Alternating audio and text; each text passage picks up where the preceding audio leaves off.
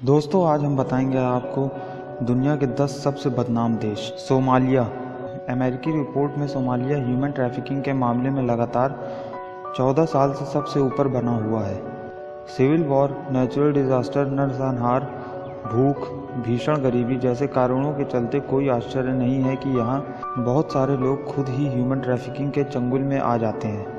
यहाँ 1991 से अराजकता फैली हुई है। देश के विभिन्न हिस्सों पर अलग अलग लड़ाका गुटों का कब्जा है।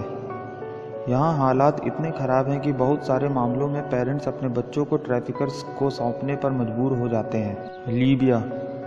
लीबिया तेल का कारोबार करता है और इसके बाद ह्यूमन ट्रैफिकिंग वहाँ का दूसरा बड़ा कारोबार है। कर्नल गद्दाफी के शासक में वहाँ इंसानों का बिजनेस बड़े पैमाने में हुआ था। 2011 में गद्दाफी की सत्ता पलटने के बाद लीबिया में एक तरह से सरकार ही नहीं है। इसके चलते भी देश में आपराधिक गतिविधियां बढ़ी हैं। लीबिया उत्तरी अफ्रीका में अल्जीरिया और मिस्र के बीच स्थित है। इस भौगोलिक स्थिति के कारण भी यहाँ से ट्रैफिकिंग ज़्यादा होती है। सूडान और दक्षिणी सूडान। सिविल वॉर के बाद 2011 में जब दक्षिणी सूडान अलग देश बना था तो इसकी इकनॉमी ठीक ठाक थी, लेकिन करप्शन के चलते महज 5 साल में यह दुनिया का 16वां सबसे गरीब देश बन गया। इसके साथ ही यहाँ ह्यूमन ट्रैफिकिंग के मामले बेतहाशा बढ़े हैं। इस मामले में दोनों सूडान सोर्स भी है और डेस्टिनेशन भी, यानी यहाँ के लोगों को दूसरे देशों में बेचा जाता है और युगांडा, कॉन्गो, केन्या, इथियोपिया जैसे देशों से लोगों को यहाँ लाया भी जाता है। यहाँ 10 साल के बच्चे भी भारी और ख़तरनाक कामों में और बच्चियां प्रोस्टिट्यूशन में फंसी हुई देखी जाती हैं। यमन में पिछले 50 वर्षों से गृह युद्ध चल रहा है। वहाँ भयंकर अस्थिरता है। इसके चलते इंसानों को दूसरे देशों में ले जाकर बेच देने का कारोबार बड़े पैमाने पर चल रहा है। यमन अरब देश है जो अफ्रीका के बिल्कुल करीब है। यह सेक्स टूरिस्ट एरिया भी कहलाता है, खास तौर पर खाड़ी के लोगों के लिए। वेनेजुएला। 2015 में जब वेनेजुएला की अर्थव्यवस्था गड़बड़ हुई थी तो वहाँ ह्यूमन ट्रैफिकिंग 3 गुना बढ़ गई। यहाँ से लोगों को फुसलाकर कैरिबिया देशों में बेचा जाता है। वहाँ उन्हें देह व्यापार या घरेलू कामों में धकेल दिया जाता है। वेनेजुएला से बाहर भेजे जाने वाले गुलामों में 55% बालिग होते हैं, जबकि 26% बच्चियाँ और 19% बच्चे होते हैं। यहाँ ह्यूमन ट्रैफिकिंग के खिलाफ कानून तो है पर उसका पालन नहीं होता। बेलारूस। दूसरे देशों में जहाँ संगठित गिरोह ह्यूमन ट्रैफिकिंग करते हैं, वहीं बेलारूस के बारे में कहा जाता है कि वहाँ सरकार के संरक्षण में ही यह काम होता है।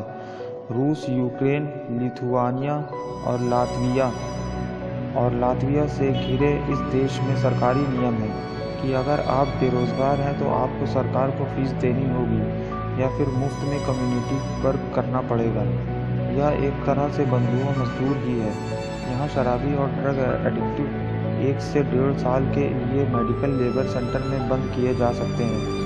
यहाँ हालात इतने खराब हैं कि लोग दूसरे देशों में जाना चाहते हैं और इस चक्कर में ह्यूमन ट्रैफिकिंग के शिकंजे में फंसे हैं। उत्तर कोरिया। दुनिया में उत्तर कोरिया की इमेज नरक जैसी है। वहाँ जबरिया मजदूरी के कैंप हैं जहां लाखों लोग काम करते हैं। इसके अलावा सरकार ने 11 से 12 लाख नागरिकों को दूसरे देशों में काम करने भेजा है। ये लोग 3 साल के कॉन्ट्रैक्ट पर जाते हैं, लेकिन जब वे वापस आते हैं तो सरकार उनकी कमाई का 90% हिस्सा खुद रख लेती है। सीरिया।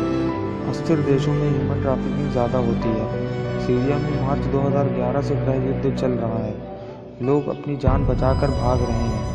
ऐसे में ह्यूमन ट्रैफिकर्स का काम आसान हो जाता है। यही नहीं, सीरिया में लड़ रहे इस्लामिक आतंकी गुट सीरिया समेत कई देशों की लड़कियों को सेक्स स्लेव भी बना रहे हैं। आतंकी गुट ISIS इंसानों को बेचने के लिए बाकायदा बाजार लगाता है। रूस। ज़मीन के लिहाज से दुनिया के सबसे बड़े देश रूस में 14 करोड़ लोग रहते हैं। यहाँ 50 लाख से 1.2 करोड़ तक माइग्रेंट्स भी हैं, जो लगभग बंधुआ मजदूर की तरह काम करते हैं। एम्प्लॉयर इनके पासपोर्ट रख लेते हैं और अक्सर उन्हें बहुत विलंब से मेहनताना मिलता है। इसके चलते दूसरे देश से आए ये कामगार कर्ज के चुंगल में भी फंस जाते हैं। तो दोस्तों, आपको मेरी यह वीडियो कैसी लगी? और अगर अच्छी लगी तो इसे लाइक करें, अगर अच्छी नहीं लगी तो कमेंट में बताएं क्यों अच्छी नहीं लगी।